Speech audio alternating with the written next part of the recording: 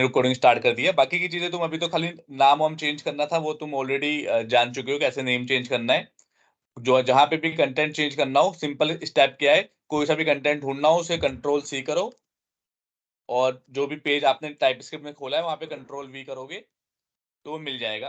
फिर वहां पे मेरे कंटेंट की जगह अपना कंटेंट आपको लगा लेना है। क्लियर?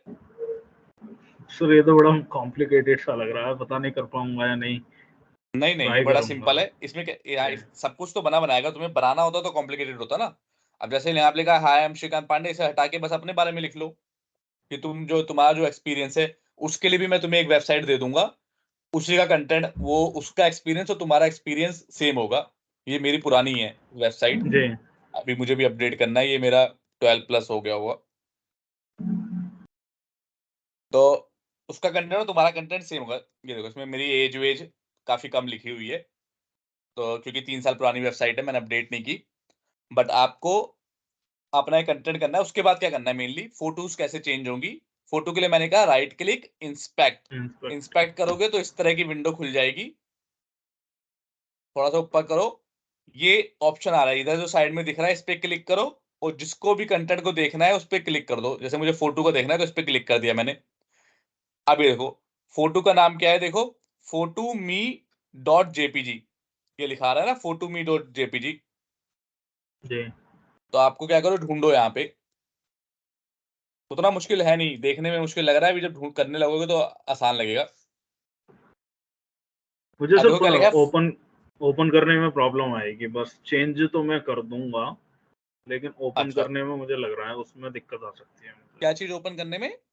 ये जो आप भेजोगे और उसको VS कोड में ओपन करने में। नहीं तो VS कोड में नहीं करना ना, मैं तो सीधा उसमें कर लिया, नोटपैड में किया है ना मैंने तो। अच्छा, तो मैं भी नोट पैड में ही कर लूँ? हाँ, आपको भी नोटपैड में करना है। फ्रंट एंड का देखो फायदा ये होता है कि इसे कहीं पे भी ओपन कर सकते हो, इसे जरूरी नहीं है VS कोड में करना है, बहुत सारे टूल होते हैं, किसी भी टूल में कर लो। फिलहाल VS कोड में कुछ हमारी दिक्कत है, वो चल नहीं रहा, वो मैं तुम्हें बता दूंगा कि कैसे ओपन करते हैं। बट फिलहाल तुम इसे एक अपना रिज्यूमे बनाने के लिए नोट प्लस प्लस जी। प्लस में ओपन करके भी काम कर सकते हो। तुम्हें भी ऐसे ही नोटपैड प्लस प्लस में ओपन करना है। अब मैं फोटो के बारे में बता रहा हूँ, फोटो के बारे में समझो कैसे लगाना है। यहाँ पे राइट क्लिक किया, इंस्पेक्ट किया, यहाँ पे क्लिक करके फोटो पे क्लिक किया, तो वो बता देगा, देखो वाली लाइन को सेलेक्ट कर देता है जहां पे भी क्लिक करोगे। ये क्या होता जी। है, सेलेक्टर होता है, कि जिस भी पोर्शन को क्लिक करूंगा, देखो उस वाले पोर्शन को यहाँ पे नीचे सेलेक्ट कर देगा। तो आपको मान लो इस वाले में फोटो चेंज करनी है, तो यहाँ पे क्लिक किया करोगे तो बताएगा भाई जहां पे फोटो मी है, ये देखो बता रहा है, जहां पे फोटो मी है उसे चेंज करो, ये वाली लाइन को। तो आप ढूंढोगे यहाँ पे जाके, फोटो मी यहाँ पे है। अब फोटो मी किसके अंदर है, एसेट के अंदर, इमेज के अंदर। जी। तो अब यहाँ पे जाओ, कहाँ गया, एसेट के अंदर जाओ, इमेज के अंदर जाओ, फोटो मी, ये मेरी फोटो पड़ी हुई है। यहाँ की जगह अपनी फोटो आपको लगानी है, अपनी फोटो डालनी है, और जो भी उसका नाम होगा XYZ, उसको यहाँ पे लगा देना है। क्लियर है, कोई डाउट? क्लियर है सर। आसान तरीका क्या है कि तुम्हें बस मेरी फोटो हटा के अपनी फोटो लगा दो, उसका नाम भी फोटो मी रहने दो, तो यहाँ पे चेंज करने की भी जरूरत नहीं है। बस मेरी जी। फोटो को हटा डिलीट मार दो, अपनी फोटो, अभी ऐसे डबल क्लिक करूंगा तो ये मेरी फोटो खुल जाएगी ना। अपनी हम्म। फोटो लगा दो और नाम सेम रहने दो, फोटो मी। Okay sir. तो उसमें क्या है, यहाँ पे भी चेंज करने की जरूरत नहीं पड़ेगी आपको। तो फोटो का भी हो गया, जैसे ही ये है वैसे ही वाली फोटो भी, राइट क्लिक किया, इंस्पेक्ट किया, सेलेक्टर पे क्लिक किया और इस फोटो पे क्लिक किया, तो उसने ये वाली फोटो का नाम दे दिया प्रोफाइल इमेज IMG PNG। किसके अंदर है, एसेट इमेज के अंदर है। तो वापस उसी फोल्डर में जाओगे, एसेट इमेज के अंदर आ गया, एसेट इमेज के अंदर प्रोफाइल इमेज, ये वाली फोटो देखो वो लग होगी वाली। तो आप तुम अपनी प्रोफाइल की डालोगे, सेम नाम रख दोगे, तुम्हें कोड में कुछ चेंज करने की जरूरत ही नहीं है, नाम सेम रख देना बस। कर पाओगे, कोई डाउट जी है? सर, ट्राई करूंगा मैं। हाँ, कोई इसमें बड़ी बात नहीं है, करना हो जाएगा, धीरे धीरे प्रैक्टिस करना, नहीं हो पाएगा तो और कोशिश करना। और मैं वेबसाइट दे दूंगा तुम्हें, उसकी वेबसाइट का नाम क्या है, शायद अंजलि डॉट,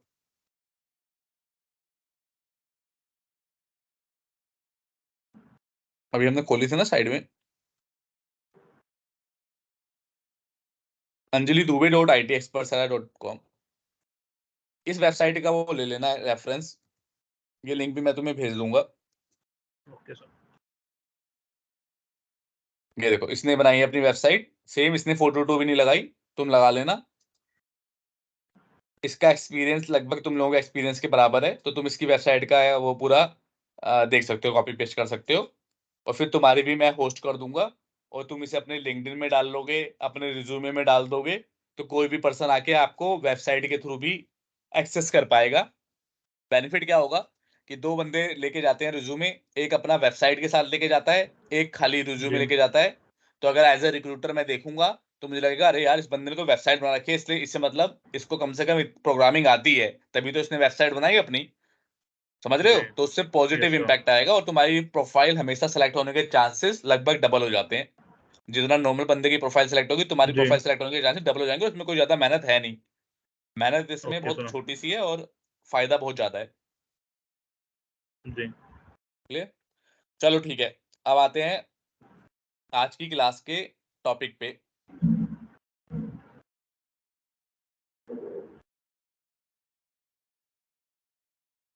बंद कर दे रहा हूं, तुम्हें एक कोड पहुंचा दूंगा। आज हम पढ़ेंगे कंस्ट्रक्टर के बारे में। सर रिकॉर्डिंग चालू है ना इसकी? हाँ जी, रिकॉर्डिंग स्टार्ट है, तो बल चेक कर लेते हैं। यस, रिकॉर्डिंग स्टार्ट है। तो आज हम पढ़ेंगे सी शार्प में कंस्ट्रक्टर के बारे में। कंस्ट्रक्टर क्या चीज है? कंस्ट्रक्टर नाम से पता चल रहा है, कंस्ट्रक्ट कुछ ये बनाएगा। कंस्ट्रक्ट मतलब होता है कुछ बनाना, तो बनाना। कुछ बनाएगा। तो कंस्ट्रक्टर क्या है? बेसिकली हमने लास्ट क्लास में मेथड के बारे में पढ़ा था। तो कंस्ट्रक्टर भी एक मेथड है, it's kind of a special method जिसका नाम क्लास के नाम से सेम होता है। दोबारा ध्यान से सुनो, constructor is a special method जिसका नाम क्लास के नाम का सेम होगा और जिसमें कोई रिटर्न टाइप नहीं होगा। कंस्ट्रक्टर एक स्पेशल मेथड है जिसका नाम और क्लास का नाम उसका नाम सेम सेम होगा, होगा। इसमें कोई भी रिटर्न टाइप नहीं होगा।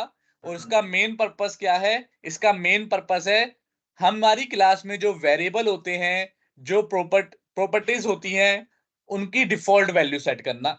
स्पेशली वेरिएबल्स की, जो भी जी। वेरिएबल्स होती है किसी की डिफॉल्ट वैल्यू आप सेट करना चाहो तो आप जी। कंस्ट्रक्टर का यूज करते हो। चलो फॉर एग्जाम्पल देखेंगे तो समझ में आएगा अच्छे से।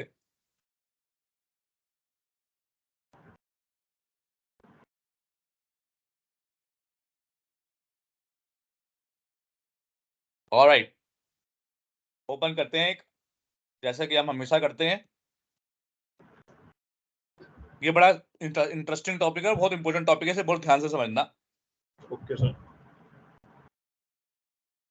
कंस्ट्रक्टर एग्जाम्पल, ठीक है, खुल गया। आप देखो यहाँ पे मैं दो वेरिएबल ले रहा हूं, पब्लिक इंट var1 10 या फिर 10 भी नहीं लेता, फिलहाल के लिए ऐसे लिख देता हूं। पब्लिक स्ट्रिंग ले लेता हूं var2, ठीक है। अब यहाँ पे आता हूं अपनी मेन क्लास, बाकी सारी क्लास चीजें बंद कर देता हूं जिससे कंफ्यूजन ना हो। Close all but this. अब प्रोग्राम में आते हैं,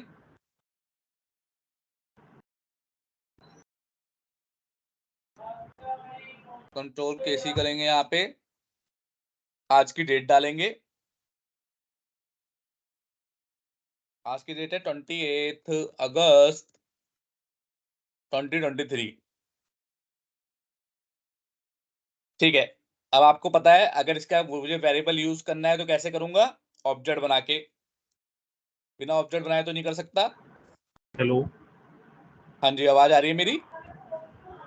यस सर। तो इसे इसको अगर यूज करना हो तो कैसे करूंगा? ऑब्जेक्ट बना के, और इसको भी पब्लिक कर देते हैं जिससे कि बाहर एक्सेसिबल हो जाए, कोई दिक्कत परेशानी ना आए।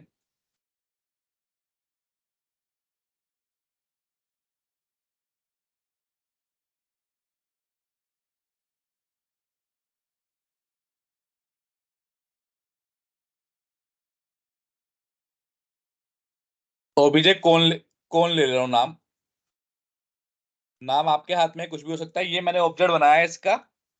अब अगर मुझे वेरिएबल 1 में कोई वैल्यू सेट करनी है, पहले तो अभी अगर मैं सिंपल इसे प्रिंट करा देता हूं,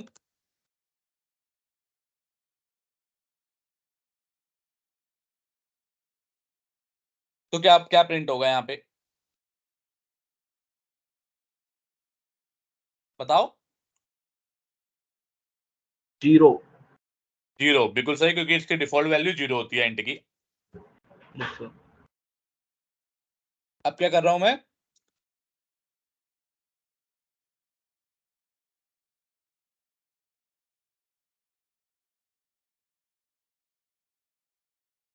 अब प्रिंट कराऊंगा तो क्या प्रिंट होगा, नल नहीं, अब 10 10 10। 10 होगा, बिल्कुल सही, क्योंकि भाई वैल्यू 10 कर दिया तो 10 ही तो होगा।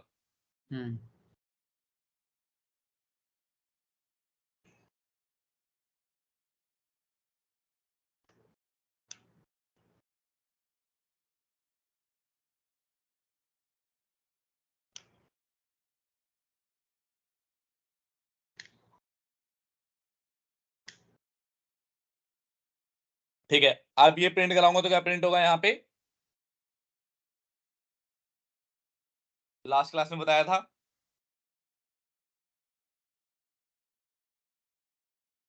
बताओ नितिन। 10 ही होना चाहिए। 10 क्यों होगा, नहीं नहीं नहीं नहीं नहीं नहीं। अच्छा हाँ, हमने नया वो बना दिया है ना, तो इसमें भी सर वही आएगा 0। 0। करेक्ट, 0 आएगा। पारस तुम्हें भी क्लियर है, कोई तुम्हारा डाउट है इसमें? नहीं नहीं सर, क्लियर है। ठीक है, 0 आएगा ना, क्यों आएगा कि भाई जितने बार ऑब्जेक्ट बनाओगे उसे उतनी बार मेमोरी मिलती है, उतनी हाँ बार जी, हाँ शुरुआत से शुरू करेगा वो। जी। चलो, अब देखिए इसमें दिक्कत क्या है कि यार ऐसा होता नहीं है जनरल लाइफ में ना, ऐसा नहीं है कि आपको हमेशा 0 से ही शुरुआत करनी होगी। फॉर एग्जाम्पल, एक मैं आईफोन नाम की एक क्लास बना रहा हूं, और उसकी एक कैमरा की मैंने एक वेरिएबल लिया है, उसकी कैमरा के पिक्सल की। तो कभी भी आईफोन के कैमरे का पिक्सल 0 पिक्सल होगा, नहीं चाहे सर। आईफोन 5 हो, 6 हो, 7 हो, 8 हो, भाई कुछ पिक्सल तो रहेगा ही, राइट? ऐसा थोड़ा ना होगा कि जी 0 से शुरुआत होगी। तो ऐसे सिनेरियो में हम क्या चाहते हैं कि एक डिफॉल्ट वैल्यू रहे। जब भी मेरी क्लास का कोई ऑब्जेक्ट बनाए तो वेरिएबल की वैल्यू या 0 हो जाए या नल हो जाए, ये कोई अच्छी चीज नहीं है। कि मैं कह रहा मतलब हूं कि मेरे, डिफॉल्ट कुछ होना चाहिए। क्या क्या बोला आपने? मतलब डिफॉल्ट कुछ होना चाहिए, 0 या नल नहीं आना करेक्ट, चाहिए। हाँ, डिफॉल्ट तो माइक्रोसॉफ्ट की मजबूरी है, क्योंकि माइक्रोसॉफ्ट को तो नहीं पता ना कि आप क्या लेना चाहते हो, तो उसने तो जी 0 और नल करके सेट कर दिया। लेकिन रियल लाइफ में आपको कुछ ना कुछ एक वैल्यू आप चाहते हो कि हो उसकी अपने आप ही, जब कोई मेरा ऑब्जेक्ट बनाए ऐसा ना हो कि भाई 0 मिल जाए या फिर नल मिल जाए, क्योंकि रियल लाइफ में फंक्शनैलिटीज 0 या नल से शुरू नहीं होती, सबकी कुछ ना कुछ ऑलरेडी वैल्यू होगी, एंड देन उसके बाद पे आगे बढ़ते हैं। तो ऐसे काम करने के लिए इन्होंने क्या बोला कि एक कंस्ट्रक्टर बना लो आप। कंस्ट्रक्टर कैसे बनेगा, मैंने बताया, स्पेशल मेथड होगा जिसका कोई रिटर्न टाइप नहीं होगा। एक्सेस मॉडिफायर, मेथड में रिटर्न टाइप होता था, इसमें कोई रिटर्न टाइप नहीं। इस क्लास का नाम क्या होगा, क्लास के नाम के सेम होगा। इसे कॉपी पेस्ट कर लो, कंस्ट्रक्टर एग्जांपल। और यहाँ पे बन गया कंस्ट्रक्टर। अब कंस्ट्रक्टर बन गया तो यहाँ पे मैं var1 की डिफॉल्ट वैल्यू 100 सेट कर सकता हूं, और जैसे ही मैं इसकी डिफॉल्ट वैल्यू 100 सेट की, 100 सेट की, अब जब इस लाइन को एग्जीक्यूट करूंगा, मैं यहाँ पे कुछ भी नहीं कर रहा, मैं सिंपल ये ऑब्जेक्ट बना के ये लाइन एग्जीक्यूट करूंगा, तो var1 की वैल्यू मुझे 0 मिलने की जगह 100 100 आएगी। मिलेगी। चेक कर लेते हैं भाई, देखो 100 मिल गई, जी। दूसरे वाले ऑब्जेक्ट में भी 100 मिल गई। चेंज करने को तो आप कर सकते हो, जाहिर सी बात है, हम चेंज करने के लिए नहीं रोक सकते। ऐसा नहीं है कि आईफोन में मैंने बोल दिया 3 मेगापिक्सल है तो कोई नया वर्जन लेके आया आईफोन 11 तो वो 3 मेगापिक्सल से आगे बढ़ा ही नहीं सकता, ये तो फिर गलत फंक्शनलिटी दे रहा हूं मैं, राइट? तो यहाँ पे चेंज की तो आप चेंज कर सकते हो, लेकिन डिफॉल्ट वैल्यू हमने सेट कर दी 100। तो कंस्ट्रक्टर का यूज हमने क्या देखा कि भाई डिफॉल्ट वैल्यू सेट करने के लिए आता है। अब आपने देखा होगा कि मेथड और डिफरेंस क्या है। आपने देखा होगा यार, मेथड को कॉल करने के लिए तो आप ऑब्जेक्ट बना के मेथड का नाम लिखते थे, फिर उसके अंदर कोई पैरामीटर मांगता था तो पैरामीटर देते थे, इस तरह से कॉल होता था। कंस्ट्रक्टर कैसे कॉल होता है? क्या ये पॉसिबल है कि ये कोड कॉल ही ना हुआ हो और इसकी वैल्यू सेट हो जाए? अगर ये कोड कॉल ही नहीं हुआ तो इसकी वैल्यू सेट हो ही नहीं सकती, राइट? तो कहीं ना कभी तो ये कॉल हुआ होगा। मानते हो नहीं जी मानते जी ना? क्योंकि ये तो सिंपल सी बात है ना, जनरल नॉलेज, मतलब जनरल बात है कि भाई ये हाँ जी तभी एग्जीक्यूट 100 तभी सेट हुआ होगा जब ये लाइन कहीं एग्जीक्यूट हुई होगी। लेकिन मेथड जब लिखते हैं, जैसे मैं यहाँ पे एक मेथड बना दूं सम करके,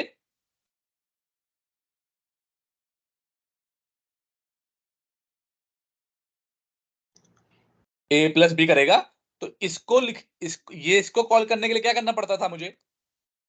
लास्ट क्लास में अपने पढ़ा था ना हमने, डॉट करके भाई सम कॉल करो, फिर जो दो पैरामीटर दो 30 40 जो भी वैल्यू देनी है, तब जाके कॉल होता था। ये अपने आप कोई जादू नहीं था कि अपने आप कॉल हो जाए। हाँ मेथड जी इस तरह से कॉल होता था, लेकिन कंस्ट्रक्टर अपने आप कॉल हो जाता है।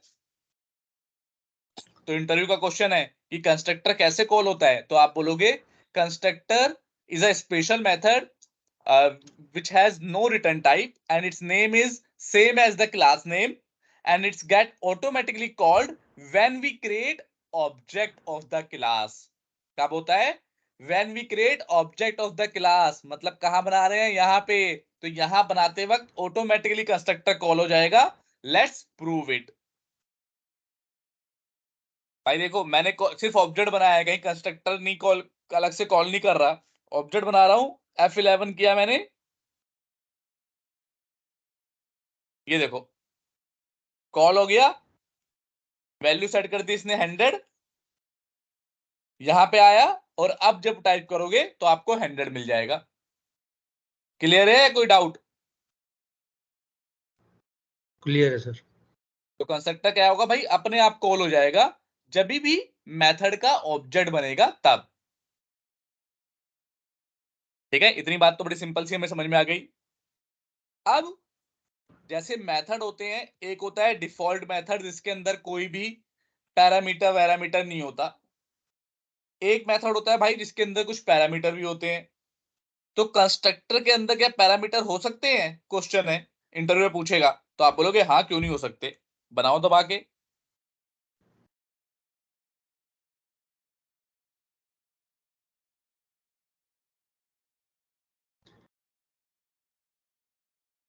प्लेन लिख देता हूँ खाली।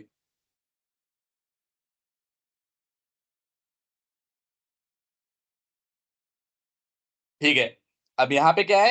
एक और कंस्ट्रक्टर है। अब यहाँ पे कह रहे हैं डिफॉल्ट वैल्यू, जैसे ना यहाँ पे हमने सेट कर दी थी डिफॉल्ट वैल्यू कि 100 होगी भाई बस। बट जरूरी नहीं है कि हर, जैसे आईफोन को मान लो शुरुआत करनी है 3 मेगापिक्सल से, लेकिन एंड्रॉयड के फोन कह रहा है भाई मुझे 3 से थोड़ा शुरू करनी है, मुझे कम से कम मेरे फोन में 10 मेगापिक्सल तो रहेगा ही रहेगा, तो मैं 10 मेगापिक्सल से शुरुआत करूंगा। तो हम जो अपना सॉफ्टवेयर बनाएंगे उसमें हम अपने आप से तय नहीं करेंगे कि तू 100 ही रहेगा, हम यूजर को कहेंगे तू जो वैल्यू देगा वो सेट कर दूंगा मैं। तो जब यूजर से पैरामीटर लेना होगा और डिफॉल्ट वैल्यू सेट करनी होगी, तो उसके लिए कंस्ट्रक्टर विद पैरामीटर बनाना पड़ेगा, और इसका नाम क्या है? Parameterized constructor.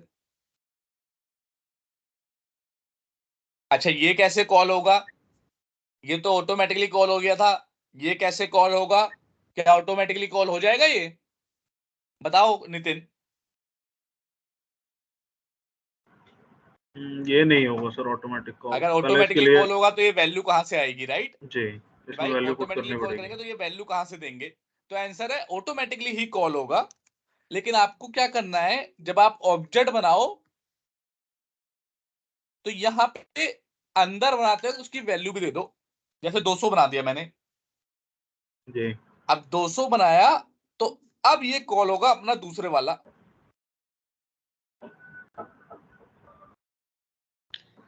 ये देखो, ये वाला कॉल हुआ,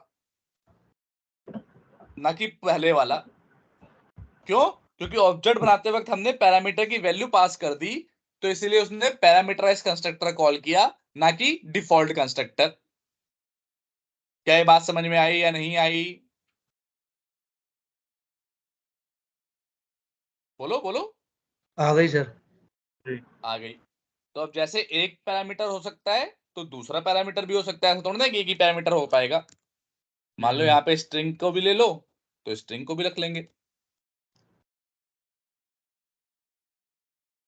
अब आपके कंस्ट्रक्टर पे यहाँ पे ऑब्जेक्ट पे डिफाइन करेगा कि किसको कॉल करना है।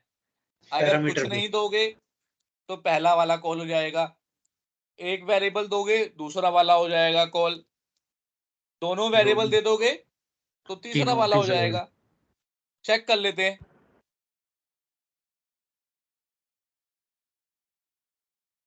ये देखो तीसरे वाला हो गया। तो अब इंटरव्यूअर पूछेगा कि एक बार में क्या मल्टीपल कंस्ट्रक्टर कॉल कर सकते हो, तो आंसर क्या होगा? हाँ जी कर सकते हैं। हाँ कर सकते हैं। नहीं बताओ यहाँ पे दिखाया तो कैसे कर सकते हैं मल्टीपल।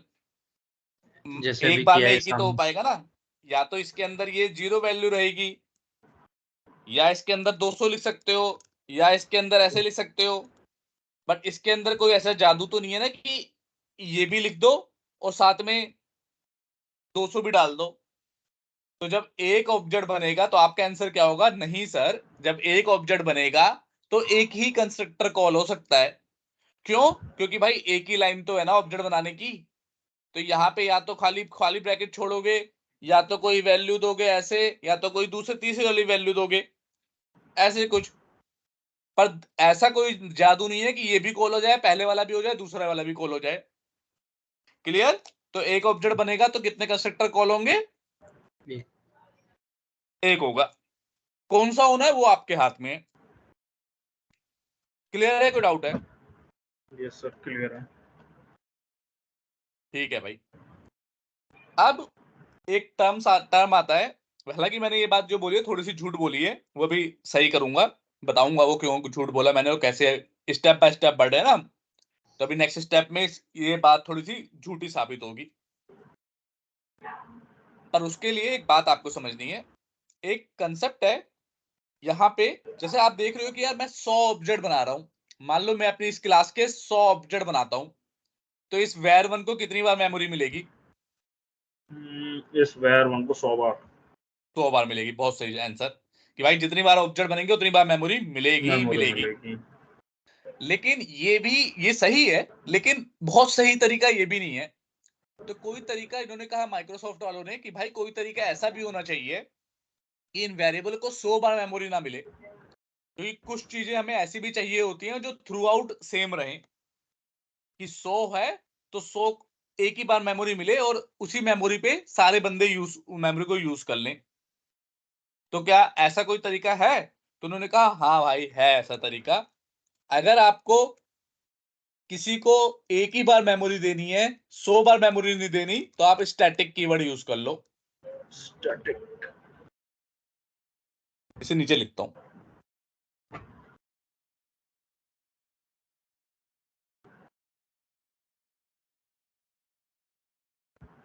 अब जैसे ही जिस भी स्टैटिक कीवर्ड है, जो भी चीज मैं बोलूंगा कीवर्ड है, वो वेरिएबल भी हो सकता है, मेथड भी हो सकता है। इस मेथड के आगे भी अगर स्टैटिक लगा दूंगा तो इसको भी एक बार मेमोरी मिलेगी। प्रॉपर्टी बनाऊंगा, अगर प्रॉपर्टी के आगे भी लगा दूंगा तो वो भी उसको भी एक बार मेमोरी मिलेगी। तो स्टैटिक इज अ कीवर्ड। आप उसे जिस भी मेथड, प्रॉपर्टी या वेरिएबल के आगे लगा देते हैं, उसे पूरी लाइफ टाइम में एक बार मेमोरी मिलती है। क्लियर है? कोई डाउट? क्लियर है सर। ठीक है। सर इसकी डिफाइन थोड़ा सा लिख देना, क्योंकि जब नोट्स बनाऊंगा तो याद रखूंगा फिर। नहीं नोट्स अभी मेरे लिखने का फायदा नहीं है ना, वो नोट्स अपनी लैंग्वेज में बनाओ। जब हम इंटरव्यू की प्रिपरेशन करेंगे तो मैं तुम्हें प्रॉपर लैंग्वेज में तुम्हें आंसर देना है वो बताऊंगा। अभी जी। फिलहाल समझने के लिए अपनी लैंग्वेज में नोट्स बनाओ, क्योंकि मेरी लैंग्वेज तुम्हारी लैंग्वेज अलग अलग तरीके से होगी। मैं लिखूंगा तो तुम उसे याद करोगे बजाय कि समझने के। जी। तो फिलहाल के लिए खाली समझो। तो स्टैटिक का क्या बताया मैंने कि भाई एक बार जिसे जिंदगी भर में मेमोरी मिलेगी जब तक रहेगा। जी। लाओ इसे प्रूफ देखें भी तो कि बात सही है या नहीं है।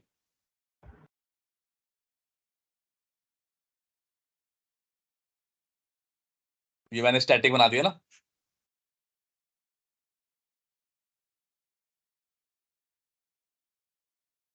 आ गया हमारा, ये रहा।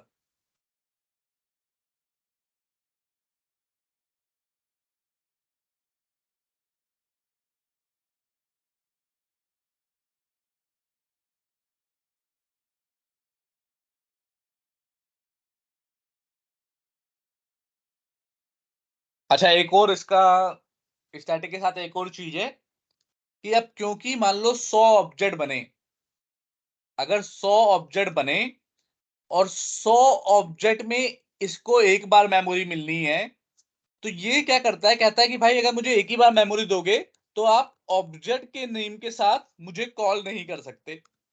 ये देखो var3 आपको कहीं नहीं दिखेगा।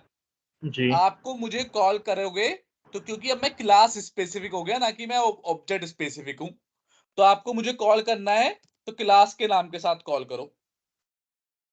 क्लास के नाम देखो, constructor example dot var3। Clear? तो अब क्योंकि इसे एक ही बार मेमोरी मिल रही है, तो ये कहता है अगर ऑब्जेक्ट का मतलब तो ये है ना कि अलग अलग मेमोरी बार मिल रही है, कह रहा है मुझे तो अलग अलग मिल ही नहीं रही, मुझे तो एक ही मिल रही है, तो मैं ऑब्जेक्ट के साथ डॉट करोगे तो नहीं आऊंगा, मुझे यूज करना है तो क्लास के नाम के साथ यूज करो। क्लास का नाम लिया, अब कंसोल डॉट राइट लाइन लिखा,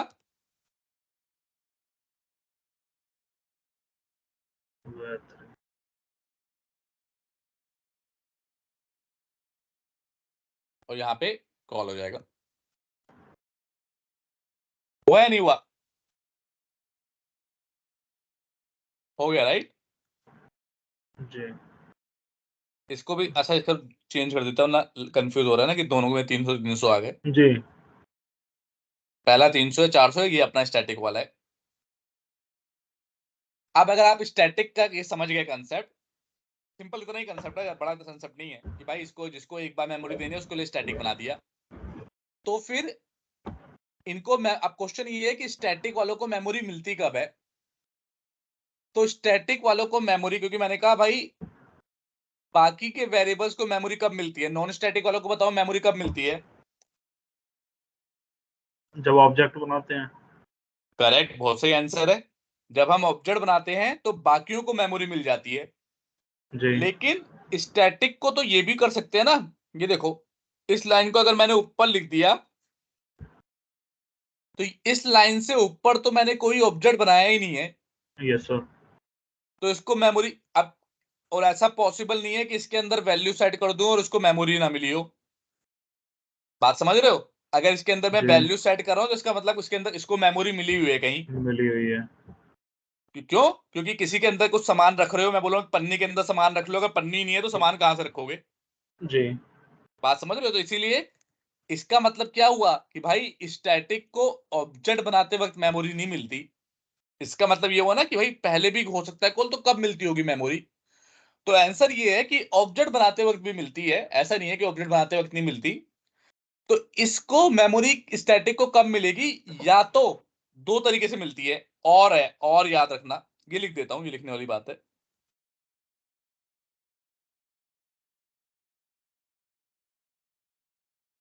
static members will get memory only once in the lifetime। ठीक है भाई। सेकंड पॉइंट क्या है कि मेमोरी मिलेगी कब? हमें पता है नॉन स्टैटिक जो होते हैं, जो ये नॉर्मल होता है उन्हें नॉन स्टैटिक बोल सकते हो आप, नॉन स्टैटिक। तो नॉन स्टैटिक होता है उन्हें जब ऑब्जेक्ट बनाते हैं। अब देखो ये बात ध्यान से समझना।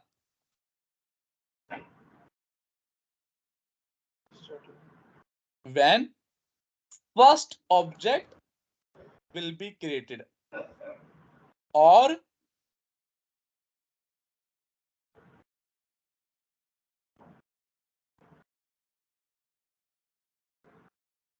ठीक है, या तो ओके जब सर। पहला ऑब्जेक्ट बनेगा, क्या लिखा है कि static members will get memory when first object will be created, और when we use static member first time in the project. कि या तो ऐसे करके हमने लिख दिया, पहले ऑब्जेक्ट बनाने से पहले ये लिख दिया, तब तो इसे यहीं पे मेमोरी मिल गई। जी फिर जब ऑब्जेक्ट बनेगा तो इसको मेमोरी दोबारा नहीं मिलेगी, क्योंकि इसको तो एक ही बार मिलती है। लेकिन अगर ये लाइन मैंने यहां लिखी होती पहला ऑब्जेक्ट बनाते वक्त इसको मेमोरी मिल जाती और यहाँ पे सिर्फ असाइनमेंट होता, यहाँ पे मेमोरी दोबारा से ना मिलती, और दूसरा ऑब्जेक्ट बनाते वक्त तो कभी मिलेगी नहीं। तो स्टैटिक मेंबर्स को मेमोरी कैसे मिलती है? या तो जब पहला ऑब्जेक्ट बनता है तब मेमोरी मिलती है, या फिर जब हमने किसी स्टैटिक मेंबर को यूज कर लिया अपने प्रोजेक्ट में पहली बार तब मिलती है। क्या ये बात क्लियर है? कोई डाउट है? क्लियर है सर। क्लियर है। तो अब इसी पे कंसेप्ट पे क्या आता है? Static constructor. अब इंटरव्यूअर क्वेश्चन पूछता है एक कि भाई क्या डिफॉल्ट कंस्ट्रक्टर एक क्लास में 2 हो सकता है? डिफॉल्ट का मतलब होता है जिसमें कोई पैरामीटर ना हो। क्या एक क्लास में 2 डिफॉल्ट कंस्ट्रक्टर हो सकते हैं? बताओ। मैंने कहा constructor is like a method, तो क्या डिफॉल्ट मेथड एक क्लास में 2 हो सकते हैं? हो सकते हैं। डिफॉल्ट हो सकते हैं मेथड, लेकिन कंस्ट्रक्टर के साथ दिक्कत क्या है कि नाम भी सेम रहता है। तो क्या जी। सेम नाम से 2 मेथड बना सकता हूं मैं एक क्लास में? बना सकते हैं। बना सकते हैं, लेकिन कंडीशन है ना कि सिग्नेचर डिफरेंट होने चाहिए। सिग्नेचर अलग होना चाहिए। लेकिन डिफॉल्ट का मतलब क्या है? सिग्नेचर सेम हो गया। जी, कुछ भी ना हो उसमें, तो हाँ, पैरामीटर नहीं होता उसमें। तो आप आंसर दो, क्या एक क्लास में 2 डिफॉल्ट कंस्ट्रक्टर बना सकता हूं? एक क्लास में 2 डिफॉल्ट कंस्ट्रक्टर नहीं बना सकते। नहीं बना सकते ना? क्यों नहीं बना सकते भाई? जी। क्योंकि भाई पैरामीटर, ये तो इसने क्या बोलते हैं, पॉलीमॉर्फिज्म के कंसेप्ट को तोड़ देगा ना, वरना ये बिल्कुल। क्योंकि सिग्नेचर सेम हो गए, नाम सेम हो गया, तो पॉलीमॉर्फिज्म का कंसेप्ट यहाँ पे ब्रेक हो गया। और ये जी। ऑब्जेक्ट ओरिएंटेड लैंग्वेज है, तो ये ब्रेक नहीं कर सकता अपने कंसेप्ट। उसूलों के पक्के हैं लोग, तो नहीं बना सकते। लेकिन इसका आंसर है नहीं भाई, बना सकते हैं। लेकिन एक जो होगा वो नॉन स्टैटिक, ये वाले कौन से हैं? नॉन स्टैटिक हैं। और जो दूसरा होगा वो स्टैटिक होगा। एक स्टैटिक और नॉन स्टैटिक करके। हाँ, तो ये इंटरव्यू क्वेश्चन है, बहुत इंपॉर्टेंट है, पूछते हैं इसे कई बार। जी। क्या क्या एक क्लास में 2 डिफॉल्ट कंस्ट्रक्टर हो सकते हैं? आप बोलोगे हाँ हो सकते हैं, लेकिन नॉन स्टैटिक डिफॉल्ट नहीं हो सकते दोनों, एक को स्टैटिक बनाना पड़ेगा। तो कहेगा अच्छा गुड। फिर अगला क्वेश्चन पूछेगा, वो भी बताऊंगा क्या पूछेगा। ये भी बोल सकते हैं एक रिटर्न टाइप होगा, एक रिटर्न टाइप नहीं होगा। नहीं तो डिफॉल्ट का उसका मतलब डिफॉल्ट नहीं होगा ना वो।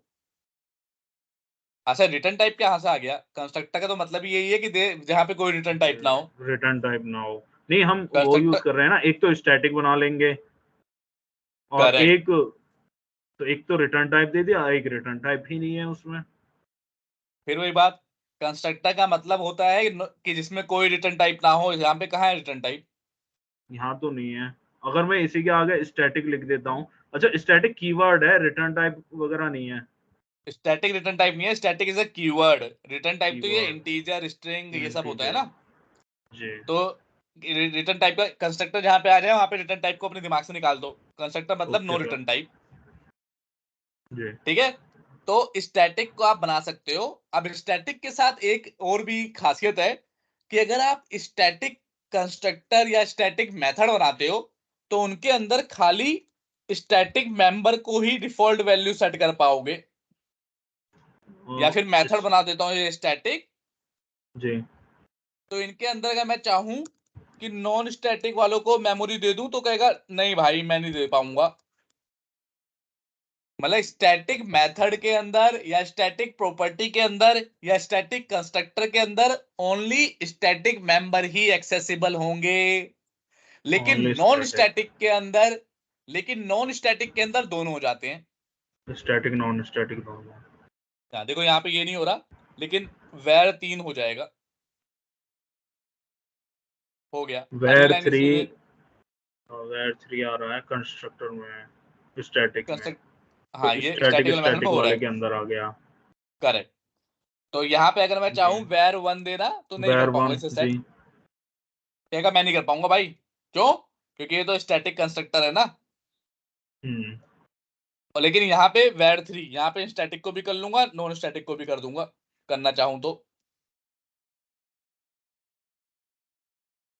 क्लियर? तो एक और यस सर, पॉइंट लिख क्लियर है। देता हूं, चलो ये पॉइंट लिखने वाली चीज है। in static method constructor or property you can only use, actually class भी होती है स्टैटिक, क्लास को स्टैटिक बना दोगे तो उसके अंदर सब कुछ स्टैटिक ही लिखना पड़ेगा। Class static,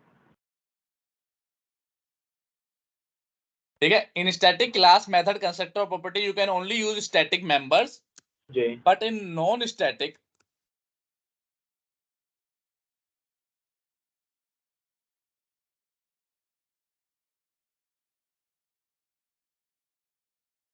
property you can use both static and non-static। Clear? ये हमने करके भी देख लिया कि भाई इसके अंदर तो दोनों सेट कर पा रहा हूं, इसके अंदर नहीं कर पा रहा। क्लियर है? कोई डाउट है? क्लियर है सर। ठीक है, तो हमने क्या सीखा भाई कि एक डिफॉल्ट कंस्ट्रक्टर बना सकते हैं स्टैटिक और एक नॉन स्टैटिक। तो कोई इंटरव्यू में पूछ लेगा कि क्या दो डिफॉल्ट कंस्ट्रक्टर हो सकते हैं, तो आप बोलोगे सिर्फ नॉन स्टैटिक दो नहीं हो सकते, पर स्टैटिक और नॉन स्टैटिक बना दोगे डिफॉल्ट तो हो जाएगा। दो अब नॉन अगला स्टैटिक क्वेश्चन, भी नहीं हो सकते, दो स्टैटिक भी नहीं हो सकते ना। करेक्ट, स्टैटिक भी नहीं हो सकते। अब अगला क्वेश्चन आता है, क्या स्टैटिक कंस्ट्रक्टर पैरामीटराइज हो सकता है? स्टैटिक कंस्ट्रक्टर पैरामीटराइज हो सकता है, हाँ हो सकता है। अभी ऊपर तो लिया है, नहीं ऊपर अभी नहीं लिया, अभी नहीं लिया, अभी तो ये बनाया जी। स्टैटिक। आंसर है नहीं हो सकता। अब इंटरव्यू में पूछेगा क्यों नहीं हो सकता भाई, तो आप बोलोगे, बताया था ना मैंने कि भाई स्टैटिक, अगर स्टैटिक वेरिएबल को यहां पे लिख दिया मैंने, बात ध्यान से समझना, एक ये बात बहुत ध्यान से समझने वाली है, इंटरव्यू का बहुत जी। शॉर्ट क्वेश्चन है कि ये तो आते हैं, पूछ ही लेते हैं, बहुत ज्यादा कॉमन है क्वेश्चन। पूछेंगे क्यों नहीं हो, आंसर है पैरामीटराइज नहीं हो सकता स्टैटिक कंस्ट्रक्टर। पूछेंगे क्यों नहीं हो सकता, तो आप बोलोगे स्टैटिक कंस्ट्रक्टर दो तरीके से कॉल होता है। एक तो तब कॉल होता है जब पहला ऑब्जेक्ट बनता है। अगर मान लो तब कॉल हुआ जब पहला ऑब्जेक्ट हमने बनाया, इस तरीके से बनाया ऑब्जेक्ट और कॉल हुआ, तब तो कोई, आपने मान लो 100 नंबर डाल दिया, तो हो सकता है कि स्टैटिक वाले में 100 वैल्यू एक्सेप्ट कर ले पैरामीटर। जी। लेकिन इसके साथ साथ एक और तरीका है स्टैटिक कंस्ट्रक्टर कॉल करने का। वो तरीका क्या है, जब हम कभी भी पहले स्टैटिक मेंबर को यूज करेंगे, कभी भी पहले स्टैटिक मेंबर को अपनी क्लास में यूज कर लिया, तो स्टैटिक कंस्ट्रक्टर तबाक से कॉल हो जाता है। अब जब इस तरीके से हम स्टैटिक कंस्ट्रक्टर को कॉल करेंगे, तब यहां पे पैरामीटर की वैल्यू देने के लिए कोई सिंटैक्स ही नहीं है। यहां पे तो सीधा उस वेरिएबल में वैल्यू दे रहे हैं ना, यहां पे सिंटैक्स ही नहीं है कि कहां से हम कंस्ट्रक्टर में वैल्यू पास करें। इसीलिए स्टैटिक कंस्ट्रक्टर क्या बोलते हैं, पैरामीटराइज कंस्ट्रक्टर नहीं हो सकता। क्यों? क्योंकि भाई नॉन नॉन स्टैटिक कंस्ट्रक्टर जो होता है, उसको तो कॉल कराने की एक स्टेटमेंट होती है, सिंगल स्टेटमेंट, कि ऑब्जेक्ट बनाते रहो, ऐसे मल्टीपल ऑब्जेक्ट बनाते रहो और वो कॉल होता रहेगा। लेकिन स्टैटिक कंस्ट्रक्टर जिंदगी में एक बार कॉल होता है बस, और जब जिंदगी में एक बार कॉल होता है तो दो तरीके से होता है। एक, या तो आप उस पहला ऑब्जेक्ट बनेगा तब होगा, जी। यहां पे हमारे पास चांसेस हैं वैल्यू देने के कि हमने ब्रैकेट में दे दिए। जी। लेकिन एक दूसरा तरीका भी है कि जब पहला मेंबर, कोई सा भी मेंबर स्टैटिक, अगर मेरी क्लास में 10 मेंबर हैं, तो कोई सा भी पहला मेंबर जब यूज होगा तभी भी स्टैटिक कंस्ट्रक्टर कॉल हो जाएगा। और अगर तब स्टैटिक कंस्ट्रक्टर कॉल हो गया, तो हमारे पास कोई सिंटैक्स, कोई स्टेटमेंट ही नहीं है कि हम कहां वैल्यू पास करेंगे। बताओ यहां पे कहां पास कर दूं कि पैरामीटर वाला कॉल हो? नहीं है ना? समझ रहे हो नहीं समझे? कोई डाउट हो तो पूछो। सर भी पहले जब मैंने ऑब्जेक्ट बनाया वो वाली लाइन तो क्लियर होगी कि उसमें तो मैं पास कर सकता हूँ पैरामीटर जब मैं ऑब्जेक्ट बनाता हूँ, करेक्ट। ठीक है। अब लेकिन लेकिन मैंने कहा स्टैटिक कंस्ट्रक्टर को दूसरा तरीका है कॉल करने का, ये कि आप उसके ये किसी वाला वेरिएबल को यूज कर लो। उसके अब ये वेरिएबल को यूज तरीके कर में लिया। कहीं पे स्टेटमेंट ही नहीं है कि मैं कहां पे पास करूं। बताओ कहां पे पास करूं पैरामीटर की वैल्यू? ये तो नॉर्मली हम उस वेरिएबल में 300 वैल्यू असाइन कर रहे हैं, तो कोई स्टेटमेंट ही नहीं है कि जहां पे मैं पास कर दूं कंस्ट्रक्टर की वैल्यू, पैरामीटर की वैल्यू। अब जो कोई स्टेटमेंट ही नहीं है तो माइक्रोसॉफ्ट ने कहा जब इस तरीके से भी कॉल होता है तो हम उसे बनाएंगे ही नहीं कि पैरामीटराइज कंस्ट्रक्टर बन सके। जी, अगर मैं 300 को हटा दूं यहाँ से, हाँ बोलो। 300 को हटा के, और जो भी जैसे मैं इंट करके मैंने पैरामीटर पास किया, इंट var1, उसको डाल दूं, और ये कंस्ट्रक्टर डॉट var1 इक्वल लिख के भी पास नहीं होगा तब भी? बस तब भी कैसे पास होगा? ये तो ये यहाँ पे क्या कर रहे हैं हम, यहाँ पे एक वेरिएबल है मेरी क्लास में, उसको एक्सेस कर रहे हैं। जी, अब यहाँ पे तुम क्या कह रहे हो, यहाँ पे अब इस वेरिएबल 3 क्या है, ये इंट टाइप की प्रॉपर्टी है। इस इंट टाइप की इंटीजर के प्रॉपर्टी अंदर है। इंटीजर के अलावा कुछ नहीं डाल सकते। यस। अब यहाँ पे क्या तुम कह रहे हो, ऐसे कर दूं न्यू करके? ये थोड़ा होता है, इंटीजर के अंदर कुछ ऑब्जेक्ट थोड़ा डाल सकते हो, ये तो इंटीजर है ना। ये देखो यहाँ पे चेक करो, हमने var3 क्या बनाया, एक इंटीजर नाम के वेरिएबल बनाया है, इसके अंदर सिर्फ और सिर्फ इंटीजर वैल्यू डाल सकते हैं ये, तो कोई स्टेटमेंट नहीं है। अगर मान लो कोई स्ट्रिंग प्रॉपर्टी भी होती तो उसके अंदर खाली स्ट्रिंग वैल्यू डाल सकते होते, कहीं पे इस तरह का ऑब्जेक्ट नहीं डाल सकते थे हम। आया क्लियर सर है समझ? यस सर, तुम्हें पारस? क्लियर है। पारस नितिन दोनों को क्लियर है? हाँ जी सर, क्लियर है। ये लिख दे रहा हूं मैं, जिससे ये लिखने वाली चीजें हैं। अपने आप जब लिखना तो अपने नोट्स अपने हिसाब से बनाना, लेकिन एक मोटा मोटा लिख दे रहा हूं।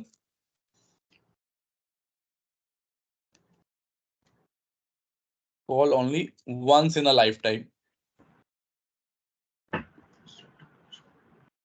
ठीक है, एक बार कॉल होगा,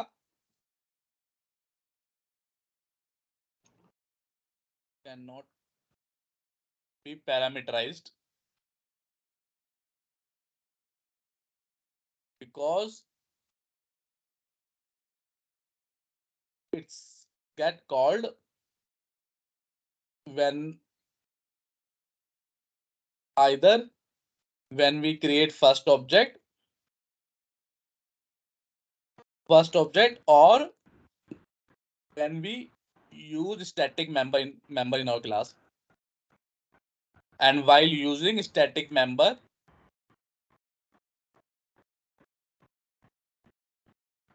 there is no statement to pass parameter.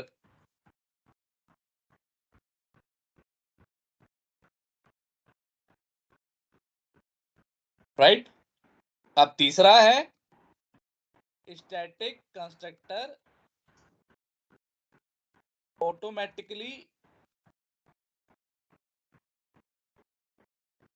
public in nature. You do not need to add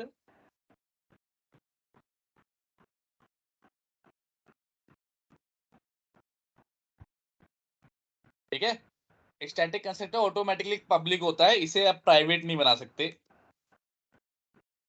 sir बताओ। एक क्वेरी थी मेरी ना, जैसे ये आप बोल रहे हैं जैसे ये var3 है हमारा, हाँ जी, ये हमने स्टैटिक कंस्ट्रक्टर लिया है, तो इसमें हम 10 मेंबर कैसे ऐड कर सकते हैं, मतलब जब कॉल एक ही बार होगा ये? 10 मेंबर कहाँ ऐड किया हमने? एक ही तो किया है, देखो। नहीं नहीं, आप बोल रहे हैं ना अगर 10 मेंबर हमें ऐड करने हो तो, 10 जैसे इसको मेंबर आपने मैंने कहा था ना कि इसको मतलब स्टोरेज वो, इसको क्या बोलते हैं, उसको जगह एक बार मिलेगी। इसे मेमोरी एक बार मिलेगी, हाँ, हाँ, स्टैटिक मेमोरी एक बार मेंबर। मिलेगी और हम इसको कॉल मतलब वो 10 बार लिख सकते हैं इस चीज को। हाँ, अब जैसे देखो, एक ऑब्जेक्ट यहाँ पे बनाए, एक ऑब्जेक्ट यहाँ पे बनाए, यहाँ पे दोबारा से मैं चाहूँ तो दोबारा से चेंज कर सकता हूँ। var3 में अभी ही? हाँ, ये देखो ऐसे कर नहीं सकते। यहाँ पे 5000 कर दिया, सॉरी, ये तो क्लास के नाम से एक्सेसिबल होगा ना, तो कितनी बार भी चेंज करो तो आपके हाथ में है। नाम गलत हो गया, ये देखो यहाँ पे चेंज कर सकता हूँ, नीचे चेंज करना हो, मतलब वैल्यू चेंज कर सकते हो। मेमोरी एक बार मिलेगी, मेमोरी का मतलब होता है पन्नी, समझ लो, पन्नी मतलब एक रहेगी, उसके अंदर चाहे सेब डालो, चाहे टमाटर डालो, चाहे कुछ भी डालो, लेकिन मेमोरी उसे एक बार मिलेगी। अब चाहे कि इसे यहाँ पे करूँ चाहे 10 बार चेंज करता रहूं इसे, उस पर क्या फर्क पड़ता है? तो ऐसे तो ये वैल्यू 10 तो बार आप कॉल हो गया। कॉल 10 बार हुआ, लेकिन मेमोरी तो एक बार मिली ना। अच्छा। इसकी मेमोरी से बार बार नहीं मिलेगी। जैसे यहाँ पे तो क्या हो रहा है, अब इसमें और नॉर्मल में डिफरेंस क्या है? यहाँ पे क्या हो रहा है, इस वाले वेर वन को नई अलग मेमोरी मिल रही है, लेकिन टारगेट सेकंड वाला, इस वाले वेर वन को नई मेमोरी मिल रही है। हाँ जी। बात समझ रहे हो कि भाई जी। मेरे पास अगर 2 GB है, हालांकि ये बहुत कम मेमोरी लेगा, 8 बाइट बिट ही लेगा, लेकिन मेरे पास 2 GB, मान लो ये 1 GB मेमोरी लेता है। एक एग्जांपल देके बता रहा हूँ, हालांकि लेता नहीं है, पर मान लो 1 GB मेमोरी लेता है। तो यहाँ पे इसने 2 GB मेमोरी ली, लेकिन यहाँ पे ये 1 ही GB मेमोरी लेगा। वैल्यू बदलना से मेमोरी नहीं बदलती, मेमोरी दोबारा नहीं होती। वैल्यू तो है कि मेमोरी में ये उठा के कुछ और डाल दिया, लेकिन मेमोरी एक ही बार लेगा। क्लियर? ठीक है सर। तो अगर कोई ऐसे करे कि वैर 3 में 500 की जगह 7 ये डाल दिया, तो इसका मतलब ये नहीं है कि नई मेमोरी मिल रही है। मेमोरी वही है। जैसे तुम्हारे घर पे 5-6 लोग रहते होंगे, तो एक कोई बाहर सामान लाने गया, तो दोबारा वापस घर पे आ सकता है अपने। ऐसा नहीं कि उसे दोबारा घर आने के लिए दोबारा से घर बनाना पड़ेगा। हाँ जी। हाँ जी। समझे? वैसी। लेकिन इनके साथ ऐसा नहीं है। इनके साथ ये है कि मतलब एक ऑब्जेक्ट के अंदर तो ये कितनी बार भी वैल्यू सेट कर दे तो कोई दिक्कत नहीं है, कि यहाँ पे एक ऑब्जेक्ट के अंदर तो कितनी बार भी सेट करते रहो, कोई दिक्कत नहीं है। लेकिन जैसे ही दूसरा ऑब्जेक्ट बनेगा ये वाला, वैसे ही भाई इसको नया घर बनाना पड़ेगा। क्लियर ठीक है? है कोई सर। डाउट? क्लियर है सर। ठीक है। अब मैंने एक पॉइंट ये बताया कि स्टैटिक कंस्ट्रक्टर कभी भी प्राइवेट नहीं हो सकता। ये देखो एरर दे देगा। क्यों नहीं हो सकता, बताओ आंसर।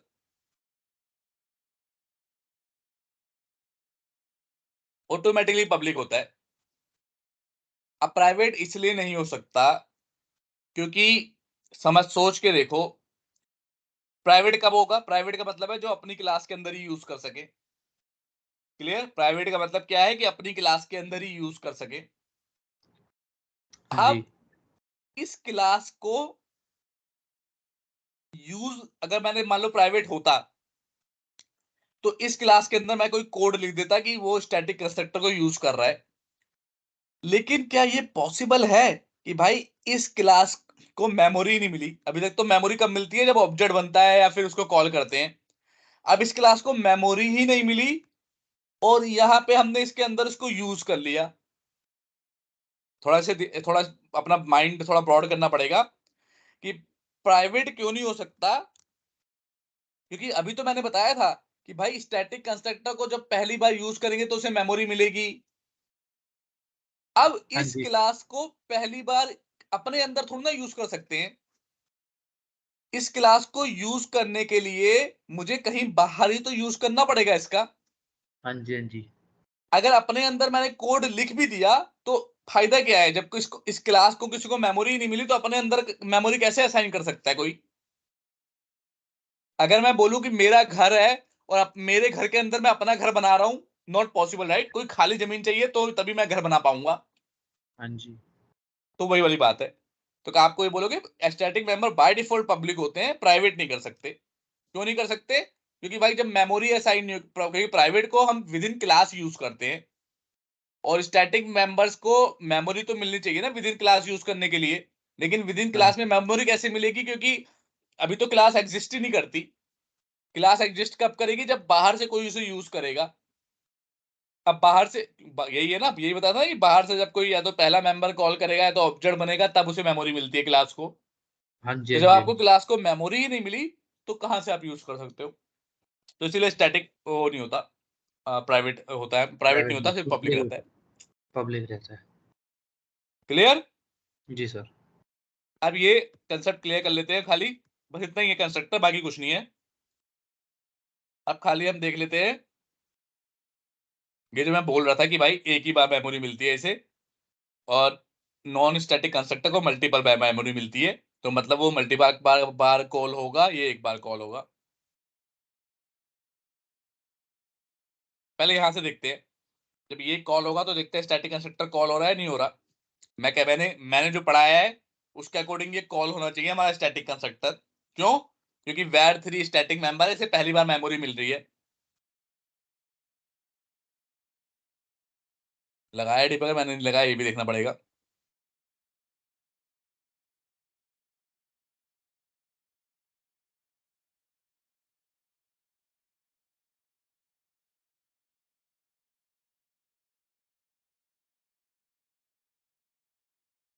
सही है, कॉल होना चाहिए, देखते हैं क्यों नहीं हुआ।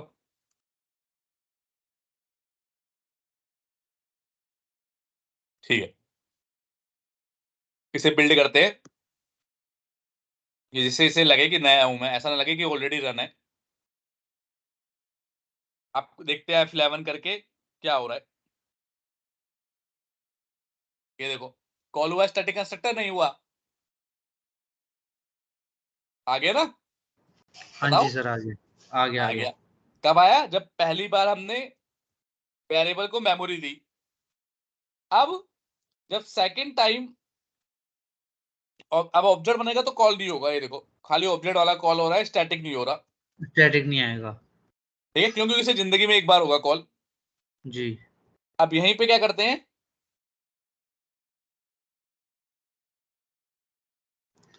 इसे नीचे रख लेते हैं। अब देखना जादू, अब यहाँ पे कॉल हो जाना चाहिए। क्यों? मैंने कहा था भाई या तो पहली बार वेरिएबल मिले या तो ऑब्जेक्ट मिले तो एक बार कॉल होगा स्टैटिक। हुआ नहीं हुआ? हाँ जी, हो गया, सबसे पहले यही हुआ। करेक्ट। पहले अब यही होगा, फिर बाकी दूसरे चलेंगे फिर दूसरा हुआ नॉन डिफॉल्ट स्टैटिक। वाला। हाँ जी। अब यहाँ पे होगा नहीं होगा? बताओ, यहाँ पे दोबारा होगा नहीं होगा? ये दोबारा नहीं होगा, पहले मिल करेक्ट। चुकी थी। हाँ, एक बार मैं, क्योंकि जिंदगी में एक बार मिलेगी तो भाई एक ही बार होगा। ये देखो नहीं हुआ, अगली लाइन पे चला गया। समझ में आया कि जी सर। एक ही बार मिलेगी, चाहे वो पहले एक लिख दोगे तो पहले मिल जाएगी, अगर नहीं लिखा तो पहला ऑब्जेक्ट मिलेगा तो मिल जाएगी। कोई बल्कि डाउट है, क्वेश्चन बस है तो ये है पूछो। कि जितनी बार इसमें वैल्यू होगी वो वैल्यू दिखा देगा, पर कॉल एक ही बार करेगा। करेक्ट, वैल्यू तो आप चेंज करते रहो, वैल्यू का उसका कोई लेना देना नहीं है। मेमोरी एक बार मिलेगी, उस मेमोरी में वैल्यू अलग अलग चेंज करते रहो उसका। हाँ, वो कर सकते हो आप।